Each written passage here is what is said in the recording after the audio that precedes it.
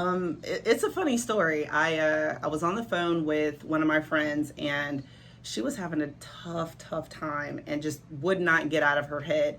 And the thing is, when people are in the middle of something and they're so worked up, they allow the emotion to just kind of drive the whole shit, and they can't, get themselves together. So I tried to tell her, here's the deal. I've been in the situation that you're in, and all it was just like about a payment with her bank and her apartment. So I explained to her. I said, if you would just leave it alone, tomorrow you'll see that it'll like equal itself out. It'll balance out completely. But she wasn't trying to hear it, and so I said, you know what? I have given as many F's today that I could give.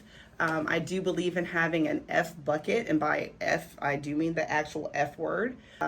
Take like as soon as we get off the phone, hang up, take 10 seconds, take a deep breath, get some oxygen to your brain so that you can, get those emotions out and start thinking more logically.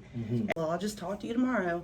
She called me back the same day. And like I said, I take my F budget very seriously. So I did not answer the phone. And the very next day, I put one F in the budget for her. And she called me and she said, oh my God, I should have listened to you yesterday. You were absolutely right.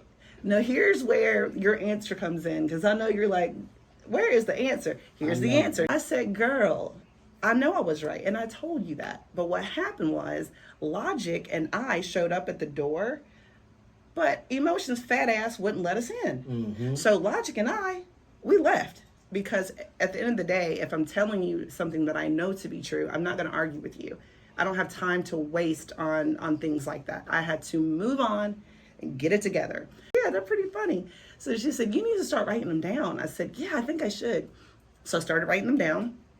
And I talked to my therapist about it, as well as my life coach. And they both were like, it sounds like a book to me.